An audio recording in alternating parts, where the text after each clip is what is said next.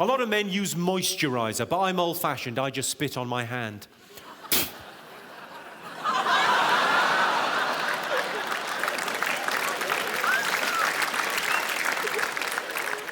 What did you think we were talking about? Oh, come on, don't give me that look. We've all been there. Come on, love, the film starts in 10 minutes. We haven't got time for your fancy foreplay or your expensive lubricant. We're going to be buttering the baking tray the old-fashioned way.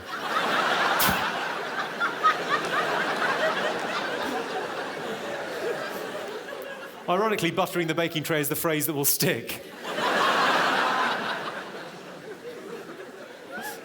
So you've just given him a look as if to say, I thought you invented that. How does he know what we do?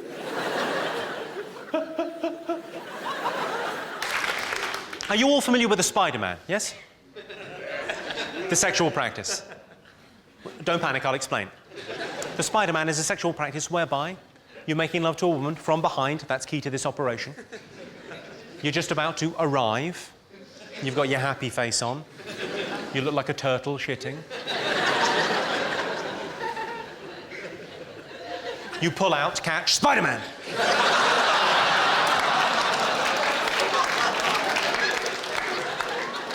I realise many of you are looking at me thinking, well, why did he tell us that? That sounds horrible. It sounds very aggressive, not very romantic and loving, but the reason I'm telling you is because men are such bad communicators, especially at times of high emotion, like a breakup. So, gentlemen, I don't think you ever need to have that awkward, it's not me, it's you conversation again. I think next time, when you think the relationship has run its course, simply Spider-Man. She will either think, that was brilliant, in which case she's a keeper, or this is over, isn't it? Right, let's try some rude stuff, see how we get along. Lady wind. Queefing. Fanny farts. The expulsion of air from the vajayjay during sexual intercourse. A cunt grunt. There are two main responses when a queef occurs. Some couples, it doesn't matter how gnarly or squelchy the noise, they deny the queef. Did you hear anything? No, I didn't hear anything. And they move on. Some couples, it's a funny little noise, they have a little giggle, they move on. Not a problem. I like to go a third way. I like to pretend the vagina is talking to me. What's that? There's a boy trapped down a well. I like to think of myself as the vagina whisperer. What happened? Are you getting a phone call? There's a Scottish lady getting a phone call. I imagine the drugs are arriving any moment. All right. You switched it off and it rang anyway. Well, I'm not buying that fucking story. Don't worry, it's okay. It's only a phone. Don't feel bad. It's a what, sorry? It's a late alarm to come and see me. Or come and see me an hour fucking late. You're not the one I booked for the interval, are you?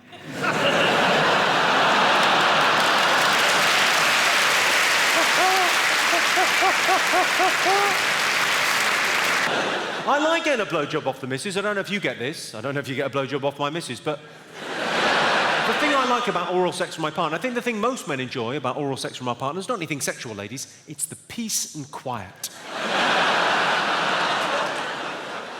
Ladies, if you've ever been going down on a guy and he's gone,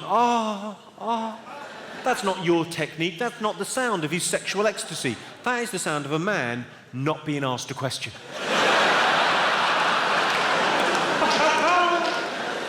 I was at a party, I was chatting to a guy, he said, what does your girlfriend do? I said, anything but anal. I'm joking. She loves it. I'm in a long-term relationship, but I'm not married. Is anyone else in that situation? Quite a few, but you're timid about saying, because like me, you'll know, if you're in a long-term relationship but not married, everyone, friends, family, colleagues, acquaintances, everyone feels they can stir it up a bit. As soon as anyone hears, they go, have you thought about? You two, have you thought about? Trying to start an argument between us. I think it's very rude. So whenever anyone says to me, have you thought about? Have you thought about? Have you thought about? I always go, what, putting a third finger in? I could give it a go. I'm not sure it's what the relationship is missing.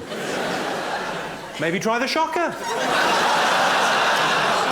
2 in the pink, 1 in the stink. That's how that works. Sorry, too much? 2 in the goo, 1 in the poo. There. Nicer for everyone. I don't know what conversation that prompted there. I imagine that was you, madam, turning to him thinking, glad it's not just you. I had a woman come up to me after a show in Tunbridge Wells. She said, I found that shocker thing very uncomfortable. Now, I knew what she meant. But I couldn't help myself. I said lubricant. Are you all aware of what snowballing is, the sexual practice snowballing? One bloke down. Who was that down there? Quite proud of that. Well done. Everyone else, none the while. OK, well, I'll explain. It says something about you. Snowballing is a sexual practice where, having administered oral sex, your partner doesn't spit or swallow so much as return to sender via a kiss. Oh, you're looking shocked and appalled as I explain that to you. Let me assure you, I found out the hard way. And it does raise an interesting moral dilemma. Should you spit or swallow? Well, if you really love yourself.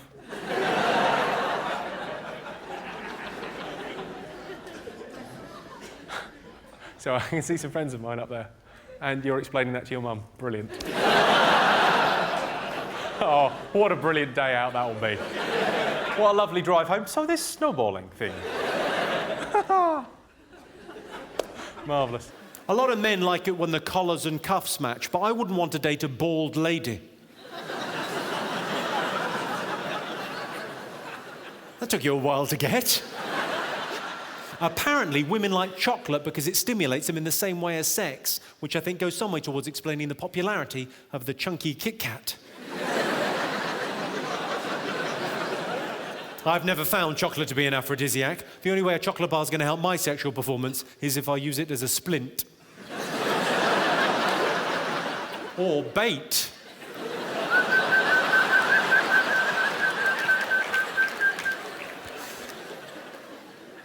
I've got a friend that took me to one side recently. He said, what does it mean if on a first date a girl puts a cheeky finger up your bum whilst filleting you?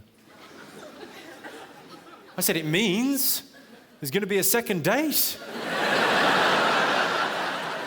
When my first girlfriend choked to death, it was a terrible blow. I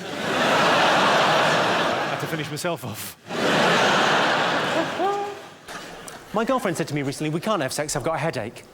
I said, I'm going to be right at the other end. Do you want to get back to me if you get a pain in your vajayjay? That's right, I said vajayjay, what of it? I've got an awkward question for you. It's awkward whether you're here on a first date or whether you're in a long-term relationship. It's awkward for everyone. Should you spit or swallow following oral sex? Gargles. Well, there's a fella there that loves the taste of spunk. Now, it's an awkward question. It's very much the cutting edge of sexual politics. I'm going to sort this out for you once and for all. You'll never have to think about it again, ladies and gentlemen. Should you spit or swallow following oral sex? It doesn't matter. Once I've ejaculated, I'm asleep. You can do what you fucking like. You can gargle the national anthem for all I care. As long as it doesn't wake me up or interfere with you calling your cab.